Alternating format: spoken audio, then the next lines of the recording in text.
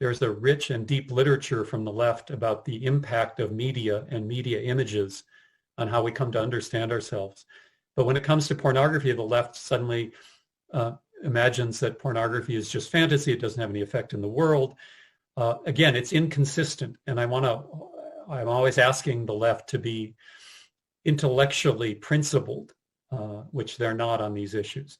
And I think what the public needs to demand is that pornography be spoken or talked about for what it really is.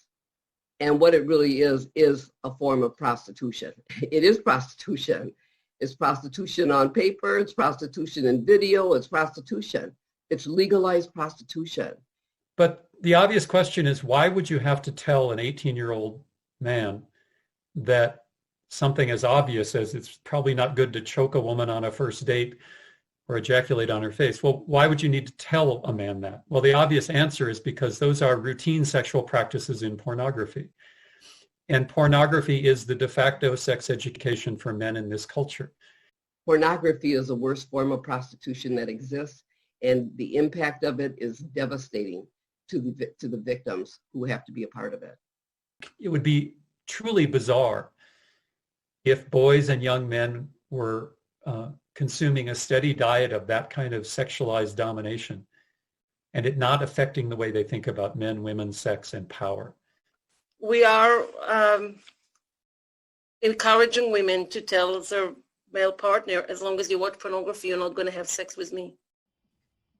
Because I believe that's the best democratic way to stop the impact of pornography, which is very, very hard because sexual arousal and sexual orgasm are very, very powerful reinforcer. Is for men to stop watching.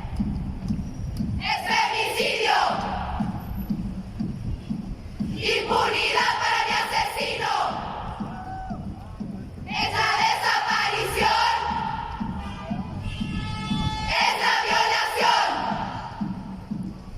Y la culpa no era mía ni dónde estaba ni cómo decía. Y la culpa no era mía ni dónde estaba ni cómo decía. Y la culpa no era mía ni dónde estaba ni cómo decía. Y la culpa no era mía ni dónde estaba ni cómo decía. El violador eres tú. El violador eres tú. Son los pacos. Thank you. I think for some people, we feel like there's stepping stones to seeing a man that would consider prostitution or would consider committing violence against women. And one of those stepping stones is pornography. I would like to ask you what role you think pornography plays in teaching men that women and girls are appropriate targets for sexual desire. That comes from one of our attendees. Okay, me. Oh, no, sorry. I see Vednita, unmute yourself. You first. Okay. I was going to say one thing for sure is pornography is legal. You can get on the internet, child can get on the internet and pull up pornography. They really can. It's easy access to pornography. And actually, part of the question here was what should the public demand from communities and society? And I think what the public needs to demand is that pornography be spoken or talked about for what it really is. And what it really is a form of prostitution. It is prostitution. It's prostitution on paper, it's prostitution in video, it's prostitution.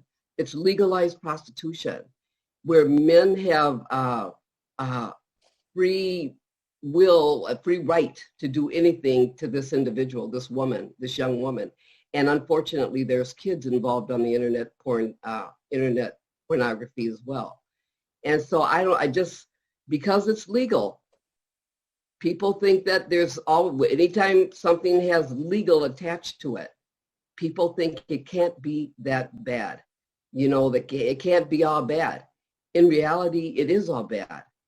And they need to understand the impact that it does have on the women, the victims of pornography.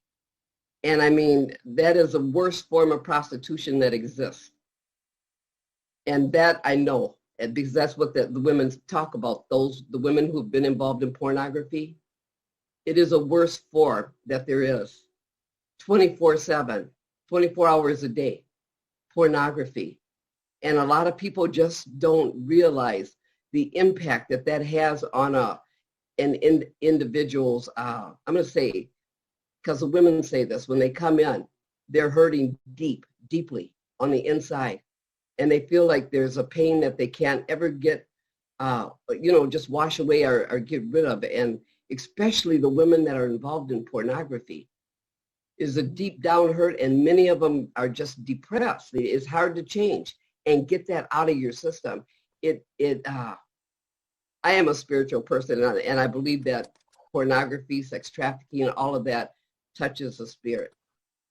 And it is very difficult to be rid of it, and to forget about it. And you remember what happened to you for the rest of your life.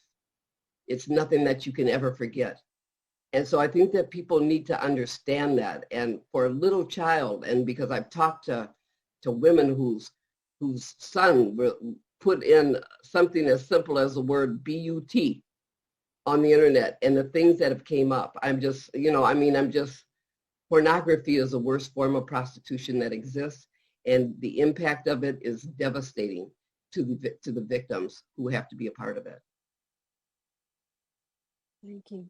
I don't know if I answered it all, but. Yeah. Okay, Naomi. I completely agree with Vednita. The pornography is a documentation of prostitution, and I think that the very, very basic training of every commerce and business program in every level is the importance of commercials and promotions. And the pornography not only the documentation of prostitution, but it's also a commercial to how you should treat women. It's the whole market, it's a marketing technique. And we see in our frontline work a lot of different angles of how pornography relate to male violence against women. A lot of normal heterosexual relationship, and if people are not having the camera, I'm doing quotation mark with my fingers. A lot of men are integrating stuff that they see in porn in their consensual, quote unquote, heterosexual relationship. We hear many more slapping and choking is almost an ordinary act within sexual relationships. And until women passing out, we had a few court cases like that. We also know from women that some women found on the computer or on the cell phone of their male partner films that he made of him raping her when she was intoxicated, passed out. We know that women have some memory of being drugged, often by the male partner, and they're filming them. And a lot of men are just straightforward, show the girlfriend the film and say, or insist that they will do that. So it plays in many ways, impact men's sexuality, but also what we know that a lot of young women are trained through pornography. It's kind of a mandatory sexual training. Young women watch pornography to know how they should act and how they should behave, and if they don't, they will be considered prude, and that's their sexual training. So it's impacting both men and women, and we are encouraging women to tell their male partner, as long as you watch pornography, you're not going to have sex with me.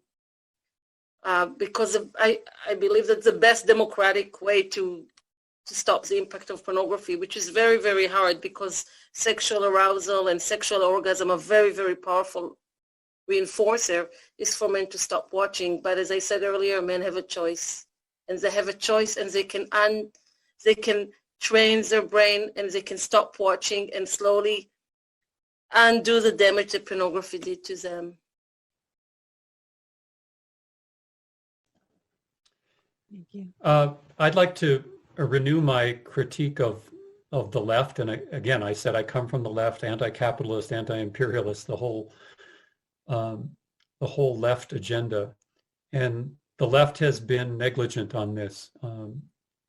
It's kind of interesting that left criticism often focuses on media, how people are depicted in mainstream media, in advertising. There's a rich and deep literature from the left about the impact of media and media images on how we come to understand ourselves. But when it comes to pornography, the left suddenly imagines that pornography is just fantasy. It doesn't have any effect in the world. Again, it's inconsistent. And I'm always asking the left to be intellectually principled, which they're not on these issues.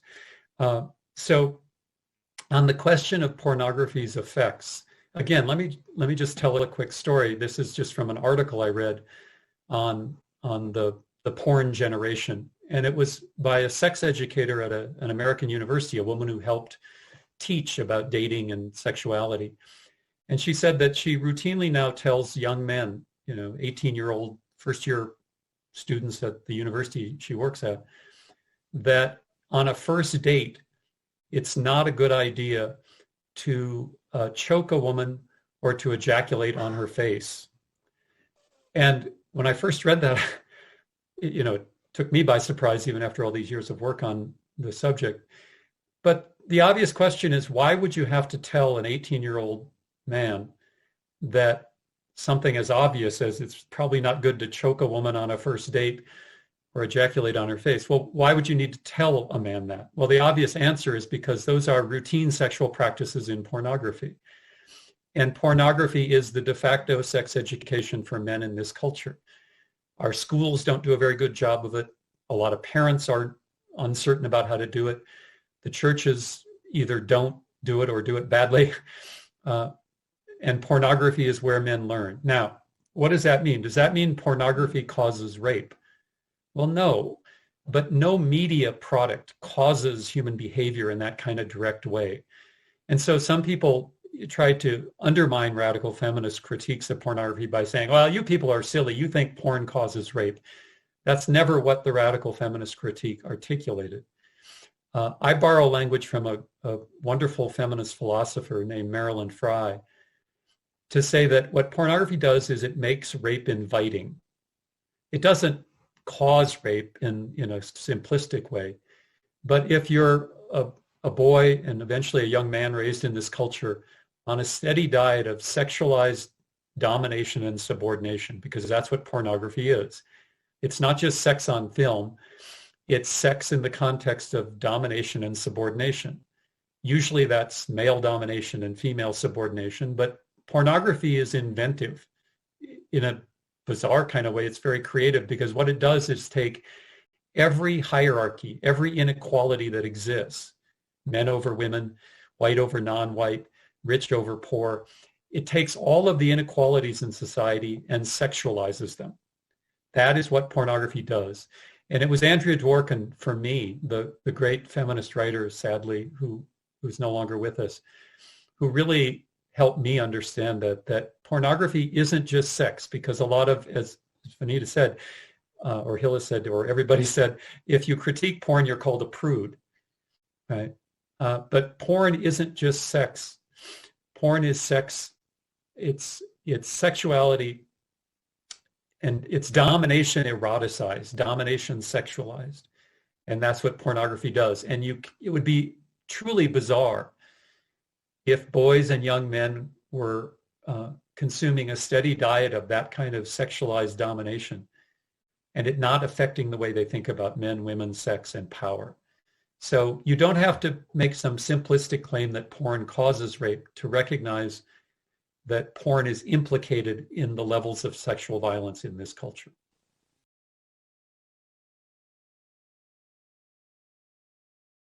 At our 2020 state convention in Bon Air, Georgia, the human rights plank of the platform of the Georgia Green Party was amended to add a new paragraph 14 entitled Protect Victims of Revenge Porn and Sex Trafficking, reading, the Georgia Green Party endorses passage of the Survivors of Human Trafficking Fight Back Act, This bill, if enacted, would protect with criminal penalties and a cause for civil action those victimized by the distribution, online or otherwise, of pornographic materials of them produced or distributed without their consent.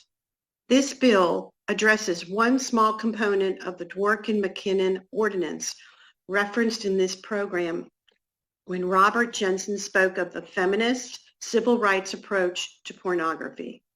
For over 20 years, the platform of the Georgia Green Party has included in its education plank a provision at paragraph 7 entitled "Education Can Reduce Unwanted Pregnancies and Improve Health," reading, "Offer accurate, age-appropriate sex and health education, which will, 1, teach an understanding of the practical biological processes, 2, teach an appreciation of the responsibilities of parenthood, 3, encourage self-confidence, self-esteem, and self-worth among young women, 4, teach an understanding of communicable diseases and the prevention thereof, 5, teach and promote good health through food consumption and physical activity, and 6, teach young people to respect each other's choices, take responsibility for preventing unwanted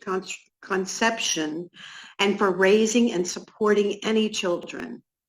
Patriarchy is our judge that imprisons us at birth, and our punishment is the violence you can see. It's femicide, impunity for my killer. It's our disappearances. It's rape. And it's not my fault that where I was, not how I dressed,